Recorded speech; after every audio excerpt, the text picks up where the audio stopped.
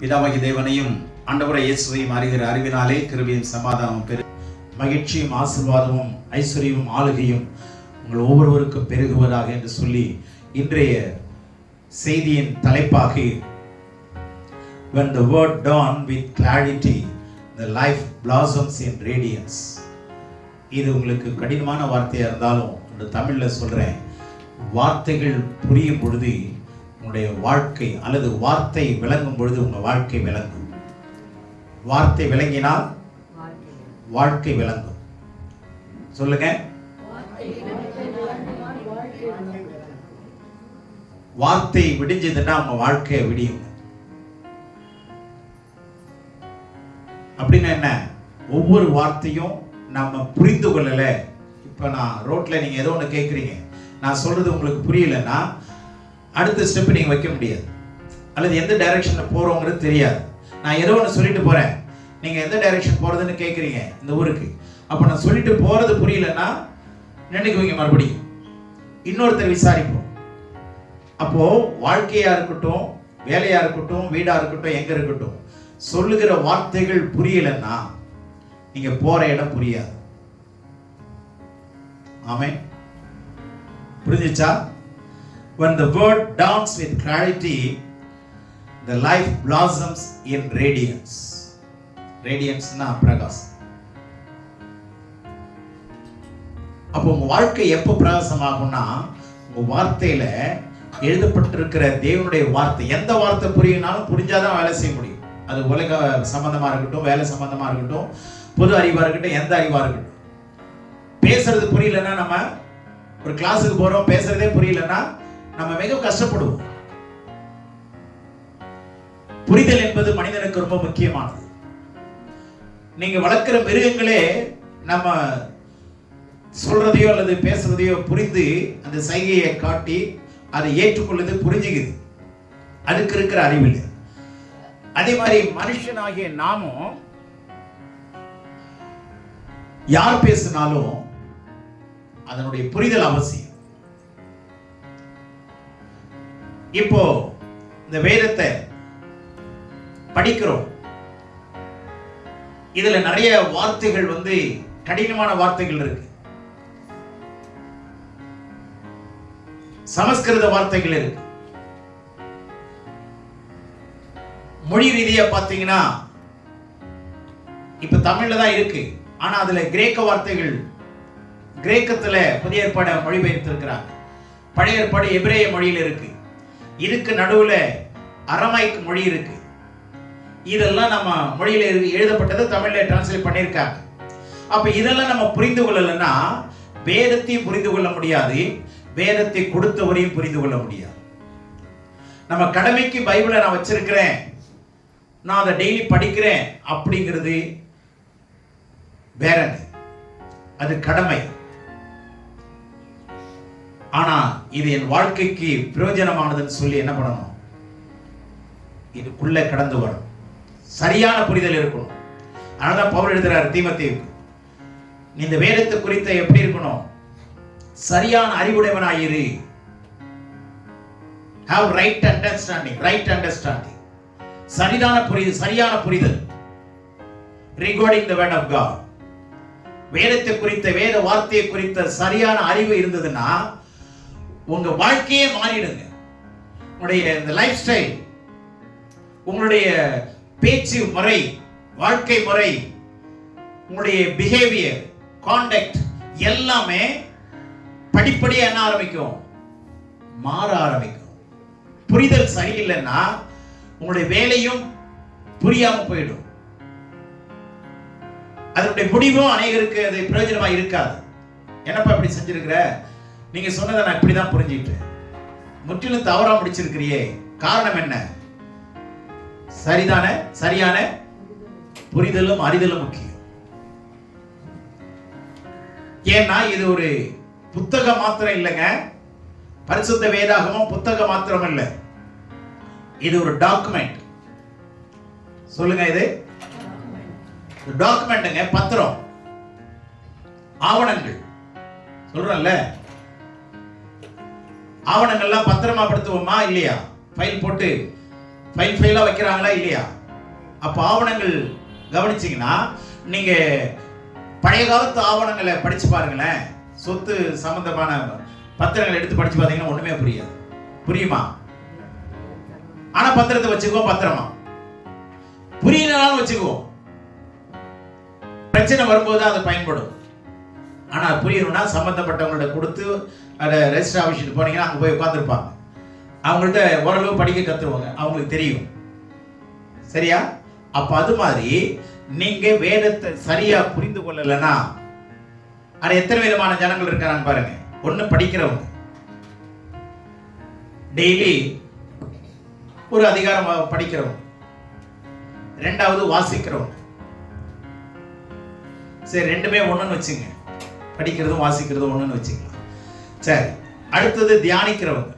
இதை பத்தி யோசிச்சு இந்த வசனம் எப்படி சொல்லுதே அப்படின்னு யோசிக்கிறவங்க. மூணாவது புசிக்கிறவங்க.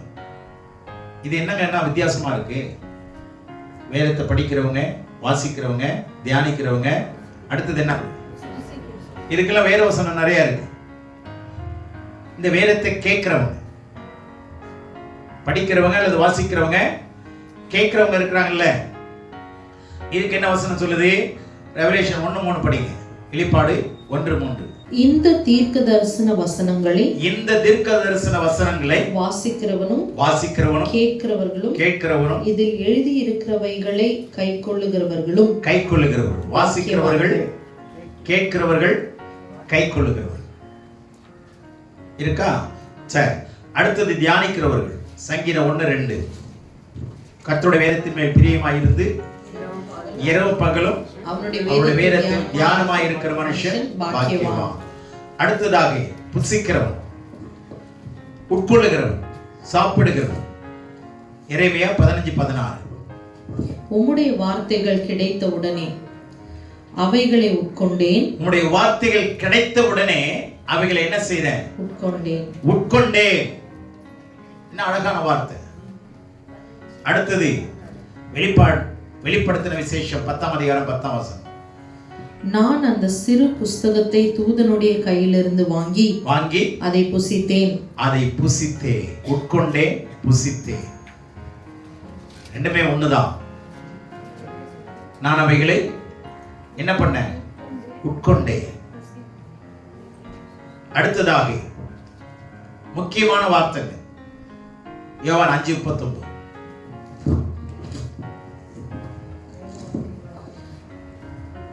வேத வாக்கியங்களை ஆராய்ந்து பாருங்கள், அவைகளால் உங்களுக்கு நித்திய ஜீவன் உண்டென்று எண்ணுகிறீர்களே, என்னை குறித்து சாட்சி கொடுக்கிறவைகளும் அவைகளே. கவனிங்க, ஆராய்ந்து பாருங்கள். ஆராய்கிறவங்க. இப்ப நம்ம சொல்றோம், படிக்கிறவங்க, வாசிக்கிறவங்க, கேட்கிறவங்க, அடுத்தது கை கொள்றவங்க, தியானிக்கிறவங்க, அப்புறம் புசிக்கிறவங்க. இத்தனை குரூப் இருக்காங்க. இந்த புசிக்கிறவங்க ரொம்ப கஷ்டம். ஈஸியா வாய்ச்சிடலாம். நான் பேச நீங்க கேட்கலாம், நீங்க பேச நான் கேட்கலாம். மிக எளிதான ஒன்று. ஆனா கடினமானது கை கொள்றது ஒண்ணு. அதன்படி கை கொள்றது ஒண்ணு ரொம்ப கடினம். சரியா? அதனால புசிக்கிறவர்களும் கை கொள்றதெல்லாம் ரொம்ப கடினமான விஷயம். புசிக்கிறதுனா என்ன? அது ஒரு பெரிய ப்ராசஸ். அரிசியை போடுறோம், சமைக்கிறோம், ஆகாரம் ஆகுது, அதை சாப்பிட்றோம், அதுக்கப்புறம் வயிறு டைஜஸ்ட் பண்ணணும். அதுதான் முக்கியம். நீங்க எதை வேணாலும் சாப்பிடலாம் சமைச்சு, ஆனா வயிறு என்ன பண்ணணும்? ஜீரணம் ஆகணும். அப்பதான் பேலன்ஸ் சரி இருக்கு. அதே மாதிரி வசனம், ஆகாரம். வசனம் என்பது இதை நீங்க படிச்சு மைண்ட்ல கொண்டு போய் வச்சு திரும்பி இதை எங்க கொண்டு போகணும்னா உங்களுடைய ஆத்மாவுக்கு அல்லது ஆவிக்கு கொண்டு போகணும். இது இன்டர்னல் ப்ராசஸ். ஜெனரலா படிக்கிறோம், வாசிக்கிறோம், ஓகே, இதை பத்தி சிந்திக்கிறோம். இந்த வசனம் எப்படி சொல்லுதே, அப்ப என்ன சொல்ல வராரு அப்படிங்கிற ஒரு ப்ராசஸ் அது. ஆனா இந்த வசனத்தை அறிஞ்சு அதை கிளாரிஃபை பண்ணி சரியா புரிந்து கொண்டு, இது சொல்லப்பட்டது நான் புரிந்து கொண்டது சரியா அல்லது கடவுள் வேற ஒண்ணு சொல்ல வராரா அப்படிங்கிறத நீங்க அதை எப்படி ஒரு பழத்தை எடுத்து புழிஞ்சி ரசத்தை சாப்பிடுற மாதிரி, ஜூஸை நம்ம சாப்பிடுற மாதிரி இந்த வார்த்தைகளை எடுத்து பிழிந்து அந்த ஜூஸை எடுத்து சாப்பிட்றவங்க தான் அந்த வசனத்தை உட்கொள்றவங்க. புரிஞ்சா? இந்த ப்ராசஸ் எல்லாம் நம்ம நடக்குதான்னு பாருங்க. சாப்பிட்றோம், நமக்கு தெரியாமலேயே வயிற்றுல ஜீரணம் ஆகுதா இல்லையா? கண்ணாடி வச்சு பார்க்குறோமா? கண்ணாடி போய் நின்றுக்கிட்டு வயிற்று பார்த்தா வயிற்றுல ஆகாரம் ஜீரணம் ஆகுதா இல்லையான்னு பாரு அப்படின்னா காட்டுமா? காட்டாது. ஆனால் நம்மளை அறியாமலேயே என்ன ஆகுது? அதே மாதிரி தாங்க எப்பொழுதுமே உள்ள போகிற வார்த்தைகள் அப்படியே இருக்கக்கூடாது. உள்ள போற வார்த்தைகள் அதே மாதிரி சரீரத்துக்கான உள்ள போற ஆகாரம் அப்படியே இருக்குது. 4 மணி நேரம் வயிற்றுல ஆகாரம் சாப்பிடுறது அப்படியே இருக்குதுன்னா என்ன ஆகும்? உங்களுக்கு சிம்டம்ஸ் கொடுக்கும். புளிச்சேப்பம் வரும். புரியுதா? அதுக்கப்புறம் ஒரு மாதிரி பாம்பு தவளையை முழுங்கிட்டு எப்படி உருளுதோ அதே மாதிரி இப்படி இப்படி அசைவாங்க. என்னையா ஒரு மாதிரி இருக்கிறேன்னா, என்னங்க ஒண்ணுமே ஒரு மாதிரி வயிறு பண்ணுதுங்க. அந்த ஆளை பார்த்தாவே தெரியும். புரிஞ்சதா? அதுக்கப்புறம் ஒண்ணு வாந்தி ஆயிரும். புரிஞ்சதா? இதெல்லாம் சரீரத்துக்கு என்னது? ஆபத்தான ஒன்று. அப்ப டைஜஸ்ட் ஆகணும். அதே மாதிரி ஸ்பிரிச்சுவல் டைஜஷன் ரொம்ப அவசியம். எப்படி ஒரு மனுஷனுக்கு சரீர செரிமானம் அவசியமோ அது மாதிரி ஆவிக்குரிய செரிமானம் இல்லைன்னா தேவனுடைய பிள்ளைகளை செரிமானம் ரொம்ப ரொம்ப முக்கியம். அதே மாதிரி இந்த வார்த்தைகளை செரிமானப்படுத்தணும். இங்க கொண்டு வச்சுட்டீங்கன்னு வச்சுங்களேன், இப்போ நிறைய பேருக்கு தெரியுங்க வசனம். ஏன்னா ஒரு மாசத்துக்கு நிறைய அதிகாரங்களை படிக்கிறாங்க, தப்பு சொல்லலை. ஆனா எங்க தப்பு நடக்குதுங்கிறத கண்டுபிடிங்க. இந்த வசனங்களை கொண்டு போய் மைண்ட்ல ஸ்டோர் பண்ணி வச்சிருக்கிறீங்க. நிறைய வசனம் அது வசனமாவே இருக்கு. ஆனா வேதம் என்ன சொல்லுது? வார்த்தை கொல்லும். வார்த்தை என்ன பண்ணும்? ஆவியோ உயிர்ப்பிக்கும். இப்ப புரியுச்சா? இப்ப வார்த்தை கொல்லுங்க அப்படின்னு என்ன அர்த்தம்? நீங்க வார்த்தையை வாங்கி வச்சுட்டு அதை அடுத்த கன்வர்ஷன் பண்ணலன்னா, டிரான்ஸ்ஃபார்ம் ஆகலன்னா, டைஜஸ்ட் ஆகலன்னா, புரிதல் சரியா இல்லைன்னா குழப்பம் இருந்துகிட்டே இருக்கும். சரிங்களா? குழப்பம். வசனம் சொல்றது நல்லா கவனிங்க. எப்படி எல்லாம் கொல்லுன்னு, எப்படி சாப்பாடை மாவு பொருளா மாத்துதோ வயிறு, கார்போஹைட்ரேட்டா மாத்துதா? உள்ளுக்குள்ளே மாற்றம் இருக்கா? டிரான்ஸ்ஃபார்ம் ஆகுதா? டைஜஸ்ட் ஆகுதா? அதுபோல இந்த வார்த்தை என்ன பண்ணும்னா, நீங்க மாற்றும் போது அது என்னவா கன்வெர்ட் ஆகும்னா தேவனுடைய ஆவியா கன்வெர்ட் ஆகும். ஏன்னா தேவன் ஆவியா இருக்கிறார். தேவன் ஆவியா இருக்கிறார். அவருடைய வார்த்தை யோவான் 6:63. யோவான் 6:63. ஆவியே உயிர்ப்பிக்கிறது. ஆவியே உயிர்ப்பிக்கிறது. மாம்சமானது ஒன்றுக்கும் உதவாது. நான் உங்களுக்கு சொல்லுகிற வசனங்கள் ஆவியாயும் ஜீவனாயும் இருக்கிறது. நல்ல கவனிங்க. நான் உங்களுக்கு சொல்லுகிற வசனங்கள் ஆவியாயும் ஜீவனாயும் இருக்கிறது. அப்போ இந்த வசனத்துக்குள்ள என்ன மறைஞ்சிருக்கு? கடவுளுடைய ஆவியும் மறைஞ்சிருக்கு, கடவுளுடைய ஜீவனும் மறைந்திருக்கு. இப்போ இத வார்த்தையா நம்ம எடுத்துக்கொண்டு உள்ள வச்சிடுறோம். வார்த்தையா வச்சிருக்கிறது தப்பு இல்லை, ஆனா ரொம்ப நாள் வச்சிருந்தா தப்பு.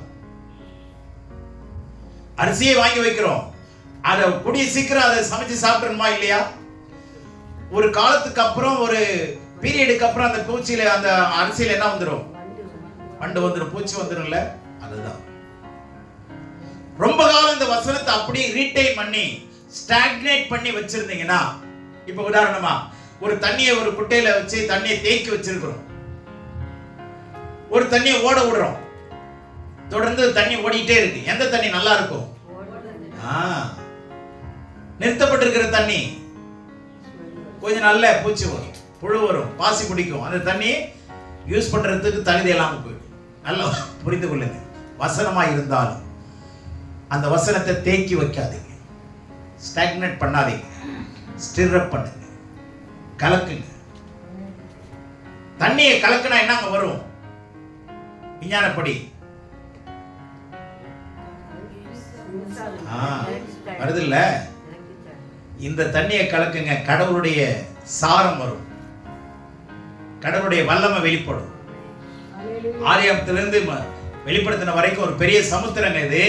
இந்த சமுத்திரத்துல எவ்வளவு பவர்ஃபுல்லா நீங்க ரொட்டேட் பண்றீங்களோ, அதை கலக்குறீங்களோ, அவ்வளவு அதிகமா தேவனுடைய வல்லமை உங்களால உணர முடியும். புரிஞ்சதா புரியலையா? எப்பயாவது இது மிகப்பெரிய சமுத்திரம். இது எந்த அளவுக்கு கலக்குறீங்களோ, எந்த அளவுக்கு உள்ள போய் ஆழத்துக்கு போறீங்களோ, ஆழத்துக்கு போக போக அதிசயங்களை காண முடியும். உங்களுடைய வாழ்க்கை மாறுதலை காண முடியும். உங்க பேச்சு மாறுதல் அடையும். உங்களுடைய மூச்சில் ஆரோக்கியம் இருக்கும். உங்களுடைய நடத்தையில ஆரோக்கியம் இருக்கும். வசனம் என்பது மனிதனுடைய வார்த்தை அல்ல. மனிதனுடைய வார்த்தையிலே வல்லமை இருக்கு. மனுஷனுடைய வார்த்தையிலும் வல்லமை இருக்கா இல்லையா? துன்மார்க்கனுடைய வார்த்தையிலே துன்மார்க்கமான வல்லமை, நல்லவனுடைய வார்த்தையிலே நல்ல விதமான வல்லமை, நீதிமானுடைய வார்த்தையிலே தேவனுடைய வல்லமை. முக்கியமான விஷயம், வசனத்தை என்ன பண்ணணும்? அப்போ வார்த்தை என்னவா மாத்தணும்? வார்த்தை என்னவா மாத்தணும்? ஆவியா மாத்தணும். அப்பதான் ஜீவன் கிடைக்கும். உங்க ஆத்மாவுக்கு பலன், சாப்பாடு உங்க சரீரத்துக்கு பலன். ஆனா வசனம் உங்களுடைய ஆன்மா மனிதனுக்கு, உள்ளான மனுஷனுக்கு பலன். அல்லேலூயா. அப்ப உள்ளான மனுஷன் பலன் அடையணும்னா இந்த வார்த்தையை நீங்க என்ன பண்ணணும்? ஆவியா மாத்தணும். அப்ப உங்களுக்கு தெய்வீக ஜீவன் உங்களோட வரும். உங்க ஜீவனோட எந்த ஜீவன் இணையும்? தேவனுடைய ஜீவன். அத கிரேக்க வார்த்தையில ZOE, ஜோயே. அத மத்தேயுல நீங்க புதிய ஏற்பாட்டுல பார்க்கலாம். பவுல் சொல்றாரு, கிறிஸ்துவின் ஆவி உடையவனின் ஆவி இல்லாதவன் அவருடையவன் அல்ல. அந்த கிறிஸ்துவனுடைய ஆவிங்கிறது ஜோயே, கிறிஸ்துவனுடைய ஜீவன். கிறிஸ்துவனுடைய ஜீவன் தான் ஜோயே என்ற அர்த்தம். அப்ப உங்க உயிரோட எது இணையுது? கிறிஸ்துவனுடைய ஆவியாகிய ஜீவன். அப்ப ரெட்டிப்பான ஆசீர்வாதம் வருதா இல்லையா? அப்ப வார்த்தையா வச்சிருந்தா அது உங்களை கொண்டு போட்டுரும். பெருமை வரும், அகந்த வரும், திமிர் வரும். நான் தான் பரிசுத்தவான்னு சொல்ல முடியும், நான் தான் நீதிமான், என்னை தவிர யாரும் இல்லை, நான் சொல்றதான் சரி, இப்படி அந்த சுய நீதி, சுய சித்தம் எல்லாமே வெளிப்படும். அதனால ஆவிக்குரிய வாழ்க்கையிலிருந்து விழுந்துருவோம். ஆகவே அந்த எழுத்து அந்த இடம் இல்லாம வேற இடத்துக்கு கொண்டு வந்துருங்க. ஆவிக்கு கொண்டு வந்துட்டு வேற வசனத்தை திருப்பி அங்க கொண்டு போய் வைங்க. மாறிட்டே வருதா? சுழற்சி வருதா இல்லையா? இப்ப சுழற்சி வர வர கரண்ட் வருமா இல்லையா? சொல்லுங்க, புரியுதா? அப்போ ஒரு தேவனுடைய வல்லமை விளங்குங்க. தேவனுடைய வல்லமை விளங்கும். நீங்க சும்மா ஐடியலாவே இருந்தீங்கன்னா விக்கிரகமா மாறிடுது. நீங்க உங்க மனைவிக்கு விக்கிரகமா மாறிடுவீங்க, உங்க மனைவி உங்களுக்கு விக்கிரகமா மாறிடுவாங்க. தயவுசெய்து நல்லா கவனிங்க. மாற்றம் கொண்டு வரணும். அப்பதான் உங்களுடைய இருள் வெளிச்சமாய் மாறும். உங்கள் துக்கம் எப்ப இந்த வார்த்தை ஆவியாய் மாற்றப்பட்டு உங்க ஜீவனுக்கு போகுதோ அப்போ நீங்க பாத்தீங்கன்னா உங்களுக்கு வானம் திறந்திருக்கிறதை பார்ப்பீங்க. அது வரைக்கும் உங்க வாயை திறந்துட்டு தான் இருக்க முடியுமே தவிர வானம் திறக்காது. வானம் திறக்காது, மானமும் போயிடும். ஆகவே கவனமாயிருங்க. இந்த கடைசியில ஆராய்கிறவன், யோவான் 5:39, ஆராய்கிறவன்னா ரொம்ப முக்கியம். அவன் தாங்க புரிந்து கொள்ள முடியும். எப்படின்னு சொல்லி முடிக்கிறேன்னா ரொம்ப டைம் ஆயிடுச்சு. வேத வாக்கியங்களை ஆராய்ந்து பாருங்கள், அவைகளால் போதும் அவைகளால் உங்களுக்கு நித்திய ஜீவன் என்று எண்ணுகிறீர்கள். அப்போ வேதத்தை படிக்கிறவங்க வேற, வாசிக்கிறவங்க வேற, கேட்கிறவங்க வேற, கீழ்ப்படிகிறவங்க வேற, புசிக்கிறவங்க வேறங்க. ஆனா எல்லாத்த விட வேதத்தை ஆராய்கிறவன் விசேஷமான. வேதத்தை ஆராய்கிறவன் எப்படி ஆராயணும் அப்படின்னா இப்ப சொல்ல நேரம் இல்லை. தாவீது பாருங்க, கர்த்தருடைய ஆலயத்தில் உட்கார்ந்து நம்முடைய வேதத்தை ஆராய்ச்சி செய்வதே. அப்போ ஆராய்ச்சி பண்றது ரொம்ப பேர் இல்லை. எஸ்ரா ஒருத்த ஆராய்ச்சி பண்ண, தாவீது ஆராய்ச்சி பண்ண மனுஷன். இப்படி ஒரு சிலர் இருக்கிறாங்க. பவுல் கவனிங்க, மிகப்பெரிய ஆராய்ச்சியாளர். அதனாலதான் 13 நிருபத்தை எழுத முடிஞ்சிச்சு. தெளிவா அவருக்கு தெரியும், தெளிவா அறிந்தவர். அதனாலதான் அவர் வாழ்க்கை விடிஞ்சது. அவருடைய வாழ்க்கையில அநேக பேருடைய வாழ்க்கையில விடிவு காலம் வந்தது. ஆமென். நீங்க புரிஞ்சுக்கிட்டீங்கன்னா உங்க வாழ்க்கை புரியுங்க. நிறைய பேர் எப்படி வாழணும்னு புரிந்து கொள்ளலாம். உங்க புரிதல் உள்ள வாழ்க்கையினால நிறைய பேருடைய வாழ்க்கை புரிய ஆரம்பிச்சோம், விளக்கேறிய ஆரம்பிச்சோம். ஆமென். இப்போ வார்த்தை விளங்குச்சுன்னா வாழ்க்கை விளங்கும். சொல்லுங்க, வார்த்தை விளங்குச்சுன்னா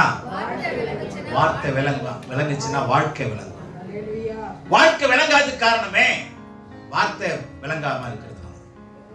விளங்கலங்க, வச்சது விளங்கல, தொட்டது தொலங்கல. ஏன்? கர்த்தர் சொன்ன வார்த்தையும் விளங்கல. அதனாலதான். சரியா புரிந்து கொள்ளுங்க. அதுக்கு ஒரு உதாரணத்தை சொல்லி நான் சீக்கிரம் முடிக்கிறேன். ஆல்ரெடி ரொம்ப நேரம் ஆயிடுச்சு. லூக்கா 18 வீட்டில் போய் படிச்சுங்க. 1-8 வசனம் திரும்பி படிங்களேன். அதுல என்ன சொல்ல வர்றாருன்னா, சோர்ந்து வகாம ஜெபிக்கிறதுக்கு என்ன பண்ணணுங்கிற ஒரு ஓமையை சொல்றாரு. இது நடந்த சம்பவம் இல்லை, படிக்க நேரம் இல்லை. நீங்க 1ஆம் அதிகாரம் 18ஆம் அதிகாரம் 1-8 வசனம் வரைக்கும் நிதானமா படிச்சு பாருங்க. அதுல என்ன விதமான விஷயம் இருக்குங்கிறத நான் சுருக்கமா சொல்லிட்டு நான் முடிக்கிறேன். அது அந்த ஓமையில யாரு கதாபாத்திரங்கன்னா, ஒரு அநீதி உள்ள நியாயாதிபதி. அந்த நல்லா ஞாபகம் வச்சு, நியாயாதிபதி தான் அவன். யாரு? அநீதி உள்ளவன். அதை பத்தி என்ன விளக்கம் கொடுக்குது? அவன் கடவுளுக்கு பயப்படாதவன், மனிதனை மதிக்காதவன். கடவுளுக்கும் பயப்படாதவன், மனிதனையும் மதிக்காதவன். அதுதான் அவனை பத்தி. இரண்டாவது, ஒரு விதவை. அந்த ஊர்ல சர்டன் சிட்டில ஒரு பட்டணத்துல ஒரு விதவை. அந்த விதைக்கு ஒரு பிரச்சனை. அவங்க என்ன பண்றாங்க, இந்த நியாயாதிபதிட்டு போய், ஐயா, எனக்கும் என் எதிராளிக்கும் இருக்கிற வழக்குல எனக்கு நீதி வேணும். இதாங்க பிரச்சனை. இதான் இப்போ இந்த இடத்துல நீங்க 3ஆம் வசனத்திலிருந்து நீங்க நிறைய கவனிச்சு படிச்சீங்கன்னா, எப்படி படிச்சீங்கன்னா, தமிழ் மொழிபெயர்ப்பு படிச்சீங்கன்னா புரியாது உங்களுக்கு, அல்லது தப்பா புரிஞ்சுக்குவீங்க. புரியாதுன்னா புரியும். ஆண்டவர் சொன்ன அர்த்தத்துக்கு நீங்க போக மாட்டீங்க. ஏன்னா அங்க என்ன இருக்குன்னா, 4ஆம் வசனம் பாருங்க. வெகு நாள் வரைக்கும் அவனுக்கு மனதில்லாது இருந்தது. போதும். வெகு நாள் வரைக்கும் அவன் என்ன செய்யல, ஆக்ஷனை எடுக்கல. தமிழ்ல அப்படிதானே இருக்கு. ஆனா இங்கிலீஷ்லயும் ஒரிஜினல்ல கிரீக்லயும் எப்படி இருக்குன்னா, அவன் கொஞ்சம் நேரம் கூட அவனால் பொறுத்திருக்க முடியவில்லை. He would not for a while. எவ்வளவு வித்தியாசம் இருக்கா இல்லையா? கொஞ்ச நேரம் கூட என்ன பண்ண முடியல அவனால. வித்தியாசம் இருக்கா இல்லையா? எவ்வளவு பெரிய வித்தியாசம். வெகு நாள் வரைக்கும் அவன் என்ன பண்ணாம இருந்தான், ஒண்ணுமே கவலைப்படலங்க, ஒரு நடவடிக்கை எடுக்கல. அப்படிதான் இருக்கு. ஆனா ஒரிஜினல்ல பார்த்தா எப்படி இருக்கு, கொஞ்ச நேரம் கூட அவனால சும்மா இருக்க முடியல. He would not for a while, ஒரு fraction of second கூட இருக்க முடியல. ஏன்னா அவன் என்ன சொல்றான், 5ஆம் வசனத்திலிருந்து அவன் மனசுல அவனே சொல்லிக்கிற வார்த்தையை வச்சுக்கிட்டு நம்ம கதை கட்டிக்கிறோம். அவனே என்ன சொல்றான்னா, இந்த விதவை என்னை எப்பொழுதும் தொந்தரவு செய்கிறபடியினால் அவள் வந்து அடிக்கடி வந்து என்னை அலட்டாதபடிக்கு அவள் என்னை எப்பொழுது தொந்தரவு செய்கிறபடினால். 2 சென்டென்ஸ் நல்லா கவனிச்சுங்க. அவள் என்னை எப்பொழுது தொந்தரவு செய்கிறபடினால். அடுத்தது, இவள் என்னை அடிக்கடி வந்து அலட்டாதபடிக்கு. 2 விஷயம் இருக்கு. இவளுக்கு நியாயம் செய்ய வேண்டும் என்று தனக்குள்ளே சொல்லிக் கொண்டான். இப்ப இவனே என்ன சொல்லிக்கிறான், இவ தொந்தரவு செய்யறபடினாலே அப்படின்னு இருக்குல்ல. அப்ப தொந்தரவு செய்யறபடினா 2 கண்ணோட்டத்தை பார்க்கணும். ஒண்ணு, அவ டெய்லி வந்து பேசுறான்னு வச்சுங்களேன், ஐயா என்னையா இப்ப நான் கேட்ட மாதிரி தான், நான் சொன்ன மாதிரி, எப்ப காலி பண்ண போறாங்க மாதிரி தான். எப்ப செய்ய போறீங்க, எப்ப நியாயம் செய்ய போறீங்க, எப்ப எதிராளியை கூப்பிட போறீங்க அப்படின்னு தொந்தரவு பண்ணான்னு வச்சுங்க. தொந்தரவு பண்ணான்னு இருக்கு.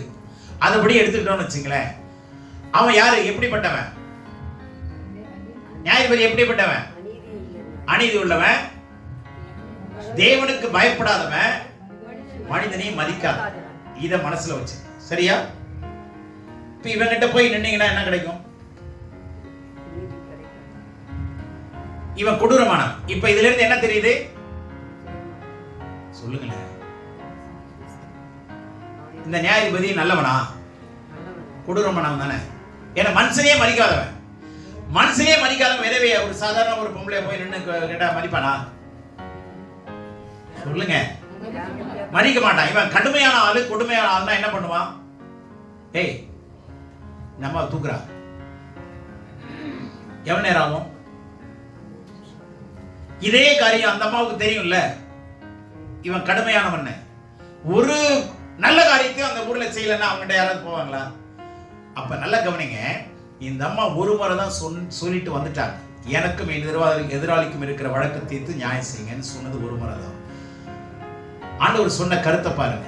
ஆண்டவர் என்ன சொல்றாரு அடுத்த வசனத்துல, 6ஆம் வசனத்துல, கர்த்தர் அவர்களை நோக்கி அநீதி உள்ள நீதியே அவன் கிடையாதுங்க, அநீதி உள்ள நியாயாதிபதி அப்படின்னு கடவுளே சொல்றாரு. அப்ப கவனிங்க, என்ன சொல்ல வராருங்கிறத புரிஞ்சுங்க. ஒரு விதவை சோர்ந்து போகாம ஜெபம் பண்ணணும்னு சொல்றதுக்காக அந்த ஓமையை சொல்றாரு. சோர்ந்து போகாம ஜெபம் பண்ணுங்கிற ஓமை தான், நடந்த சம்பவம் இல்லை. ஒண்ணு. ரெண்டாவது, நீங்க இந்த அநீதி உள்ள நியாயாதிபதி கிட்ட போய் வழக்க விசாரிக்கும்படி சொன்னா கூட அவனே செய்யணும் அப்படின்னு அவன் மனசுல சொல்லிக்கிறான். அவனே செய்யும் அப்படின்னு சொல்லிக்கிறான். அவ திரும்பி திரும்பி வந்தாலும் கூட வச்சுக்கிட்டோம். ஆனா கடவுள் சொல்ல வர விஷயம் என்ன சொல்ல வர்றாருன்னா, நீ கடவுள்கிட்ட ஒரு முறை விசுவாசத்தோடு ஒரு ஜெபம் பண்ணிட்டேன்னு வச்சுக்க, அந்த விசுவாச ஜெபம் என்ன செய்யும்? அவர்கிட்ட இவருக்கு நீதி செய்ய அந்த வார்த்தை என்ன பண்ணிட்டே இருக்கும்? உணர்த்திட்டே இருக்கும். அதுவே கொடுமையா இருக்குமா இல்லையா? இவனுக்கு நீதி செய்யும். எக்ஸ்டர்னலா ஒரு சத்தம் வந்துட்டே இருக்கு வச்சுங்களேன், நீதி செய்யணும் அப்படின்னா அவன் என்ன பண்ணுவான்? அந்த வார்த்தையை கேட்பானா இல்லையா? அதுபோல விசுவாச ஜெபம் ஒரு தடவை பண்ணிடு. அந்த ஜெபம் அவன் என்ன செய்யும்? நியாயம் செய்ய என்ன பண்ணும்? சொல்லிக்கிட்டே இருக்கும். அந்த மாதிரி திரும்பி போகல. ஏன்னா அந்த கொடூரமானவன் போனா வெட்டி விடுவான்னு தெரியும், அல்லது பிரச்சனை கொடுப்பான்னு தெரியும், கடுமையானவன் நல்லவன் இல்லைன்னு தெரியும். அதனால நீங்க ஒரு முறை நீங்க ஜெபம் பண்ணிடுங்க. எந்த காரியத்தை குறித்தாகிலும் ஒரு முறை ஜெபம் பண்ணுங்க. ரெண்டாவது, அந்த ஜெபத்தை ஆராதனையா மாத்திரு. ஒரு ஒரு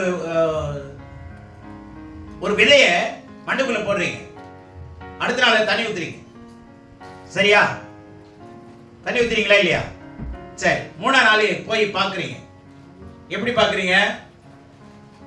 அந்த இடத்தை நோண்டி அந்த விதையை பார்த்து ஒண்ணுமே வரலையா அப்படின்னு 3ஆம் நாள் திருப்பி வச்சுட்டு திருப்பி மண்ணை போட்டு மூட்டு தண்ணி ஊத்திடுறீங்க. திருப்பி அடுத்த நாள் போய் நோண்டி பார்த்துட்டு இது முளைக்குமா? உருப்படுமா? அது முளைக்காது இல்ல, முளைக்காது. அதுபோல ஒரு ஜெபம் பண்ணிட்டீங்கன்னா அடுத்த நாளும் நோண்டி பார்க்கிற வேலை வச்சு கூடாது. விளங்கிச்சா விளங்கலையா? நம்ம நம்பிதானே தண்ணி ஊத்துறோம். சொல்லுங்க, எக்ஸ்ரேவா பாக்குறோம்? மண்ணுக்குள்ள என்னெல்லாம் கன்வர்ஷன் ஆகுதுன்னு பாக்குறோமா? இல்ல, நம்பிக்கையில தானே பண்றோம். அப்ப கடவுள்கிட்ட வரும்போது நம்பிக்கையோட இருந்த மரியாதை. நோன்ற வேலை வச்சுக்காது, சீன்ற வேலை வச்சு கூடாது, சந்தேகப்படுற வேலை வச்சு கூடாது, அவநம்பிக்கைப்படுற வேலை வச்சு கூடாது. இது இருந்தா ஆண்டவருடைய அடுத்த நாள் பண்ண ஜெபத்துக்கு கர்த்தருடைய காது கேட்காது. கர்த்தருடைய காது கேட்காது. Prayer of faith can be offered only once. விசுவாச ஜெபம் ஒரே தடவை பண்ணிடுங்க. 2ஆம் நாள் எப்படி தண்ணி ஊத்துறீங்கன்னா, ஆண்டவரே நேத்து பண்ண ஜெபத்துக்கு எனக்கு பதில் கொடுக்க போறதுக்காக நன்றி ஆண்டவரே. இதுதான் ஆராதனை. நீங்க வல்லமையான ஒரு நியாயத்தை கொண்டு வர போகிறவர், உண்மை நான் உயர்த்துகிறேன். இது நல்லா இருக்கா? 2வது நாளும் ஆண்டவரே நான் சிறுமையும் எளிமையுமானவள் ஆண்டவரே, நான் துடைத்து போடுகிற அழுக்கை போல இருக்கிறேன் ஆண்டவரே, நான் குப்பை ஆண்டவரே, நான் இப்படின்னு சொல்லி ஜெபம் பண்ணா குப்பையை எடுக்கிறதுக்கு எதுதான் வரும்? தொடப்பம் தான் வரும். என்னங்க குப்பையை என்ன வந்து பட்டு குஞ்ச தலையில தள்ளுவோம்? சொல்லுங்களேன். ஜெபத்தில் நீ குப்பை, நான் சாம்பல், நான் பாவி, நான் அட்டூழியக்காரன், உனக்கு அப்போ என்னத்துக்கு உனக்கு ஜெபம் பண்ணுற? உன்னை பத்தியே உனக்கே ஒரு நல்ல எண்ணம் இல்லை, மனமாற்றம் இல்லை. ஆண்டவர் இரத்தத்தினால கழுவப்பட்டவன். ஜெபிக்கிறது என்னவென்றால் சொல்லுங்க, சந்தோஷமா இருக்கு ஆண்டவர். உங்களுடைய இரத்தத்தினால கழுவப்பட்ட நீதிமான் ஆகிய உங்க பேரு சொல்லுங்க. அப்ப கடவுளுடைய காது கேட்கும், என்னடா அது வித்தியாசமா ஜெபம் பண்றாங்க. அந்த ஜெபத்தை ஆராதனையை மாத்திருது. தொடர்ந்து எது வரைக்கும்? கிடைக்கிற வரைக்கும். ஜெபம் என்னவா மாற்றப்படணும்? நம்பிக்கை விசுவாசமா மாற்றப்படணும். நம்பிக்கை பார்க்கிறது, பார்த்துட்டு தான் உள்ள வைக்கிறோம். அடுத்தது விசுவாசத்துல தண்ணி ஊத்துறோம். நம்பிக்கை விசுவாசம் மாற்றப்படணும். அல்லேலூயா. அப்போ நீங்க புரிதல் இல்லை அப்படின்னா, உள்ளுக்குள்ள மாற்றம் நடந்துகிட்டு இருக்கு அப்படிங்கிற உணர்வு இல்லைன்னா தண்ணி ஊத்த மாட்டீங்க. புரிஞ்சதா? நம்பிக்கையில தான் எல்லாமே. அதே சமயத்துல விசுவாசத்துல கடவுள்கிட்ட வரும்போது நம்பிக்கை விசுவாசம் மாற்றப்படும். ஆண்டவரே, நீங்க சொல்லி இருக்கிறீங்க, இந்த காரியம் நடந்துட்டு இருக்கு, ப்ராசஸ்ல இருக்கு, ஆன்கோயிங் ப்ராசஸ்ல இருக்கு, நான் விசுவாசிக்கிறேன். நீங்க செய்ய போற காரியம் பலமான காரியம், பயங்கரமான காரியமா வரப்போகுது. நான் ஏற்ற நேரத்தில் நான் சரியான பதிலை பெற்றுக்கொள்ள போறேன், நான் ஜெயமடைய போறேன், என்னை பார்க்கிறவங்க ஆச்சரியப்படுவாங்க, நான் கெட்டு போவதில்லை. இப்படி சொல்லி ஆராதனை பண்ணிட்டு புரிஞ்சிச்சா? அப்ப ஆண்டவர் சொல்றாரு, தம்மால் தெரிந்து கொள்ளப்பட்ட ஒரு விஷயத்தில் அவர் நீடிய பெருமுள்ளவராய் வந்து அவர் நியாயம் செய்யாமல் இருப்பாரோ, அவர் உங்களுக்கு சீக்கிரத்தில் நியாயம் செய்வார். புரிஞ்சிச்சா? இந்த பகுதி இன்னைக்கு நிறைய பேருக்கு புரிஞ்சிருக்கும்ல. இப்படி வேதத்தை தனித்தனியா எடுத்து புரிஞ்சாதான் உங்க விசுவாசம் வரும். விசுவாசம் இருந்தாதான் அங்க ஜெயம் வரும். ஜெபம் ஜெயம் கொண்டு வராது. ஜெபமே ஜெயம் தப்பு. விசுவாசம் உள்ள ஜெபமே ஜெயம். உங்கள் விசுவாசமே உலகத்தை ஜெயிக்கிற ஜெயம். அல்லேலூயா. உங்கள் விசுவாசமே உலகத்தை ஜெயிக்கிற ஜெயம். ஆகவே கவனிங்க, வசனங்களை எந்த கோணத்தில் எழுதியிருக்கு, எதுக்காக எழுதியிருக்கு, எந்த அர்த்தத்தில் எழுதியிருக்கு, யாருக்கு எழுதியிருக்கு, எந்த கலாச்சார அடிப்படையில் எழுதியிருக்குங்கிறத நீங்க புசிக்காம அல்லது இதை புரிந்து கொள்ளாம புசிக்காம ஆராயாம நீங்க பத்திரமா வச்சுக்கிட்டு வந்துகிட்டு இருந்தீங்கன்னா வசனம் இங்கதான் இருக்குமே தவிர இங்க இருக்காது. கிறிஸ்தவங்களா இருக்கலாம், ஆனா கிறிஸ்துவை உடையவர்களா இருக்க முடியாது. விசுவாசியா இருக்கலாம், சீஷலாய் மாற முடியாது. புரிஞ்சா? பல மாற்றங்கள் நமக்கு தேவை. இந்த மாற்றங்கள் வரலன்னா உங்களோட வாழ்க்கையில ஏமாற்றங்கள் நிறைய இருக்கும். இந்த மாற்றம் வரலன்னா பலவிதமான தோல்விகள் மேல தோல்வியை சந்திப்பீங்க. பலவீனத்தின் மேல பலவீனம் இருக்கும், சுகவீனத்தின் மேல சுகவீனம் இருக்கும். ஆனா கர்த்தர் நல்லவர் என்பதை ருசித்து பார்க்கிறவங்க தான் கர்த்தருடைய வார்த்தையை புசிக்கிறவங்க. கர்த்தருடைய வார்த்தையை புசிக்கிறவங்க தான் ருசிக்கிறவங்க. அல்லேலூயா. சும்மா வசனத்தை நானும் எடுத்துட்டு போறேன், எனக்கு வசனம் தெரியாது, எனக்கு படிக்க தெரியாது அப்படின்னு சாக்கு போக்கு சொல்ல கூடவே கூடாது. ஏன்னா அந்த வார்த்தையில ஜீவன் இருக்கு, வல்லமை இருக்கு, ஜெயம் இருக்கு, ஆசீர்வாதம் இருக்கு, ஆரோக்கியம் இருக்கு. இந்த வார்த்தை மருந்து, இந்த வார்த்தை ஔஷதம், அருமருந்து. இது எந்த அளவுக்கு உட்கொள்றீங்களோ அந்த அளவுக்கு ஆரோக்கியமா இருப்பீங்க. கர்த்தர் தாமே உங்களை ஆசீர்வதிப்பாராக. ஆமென்.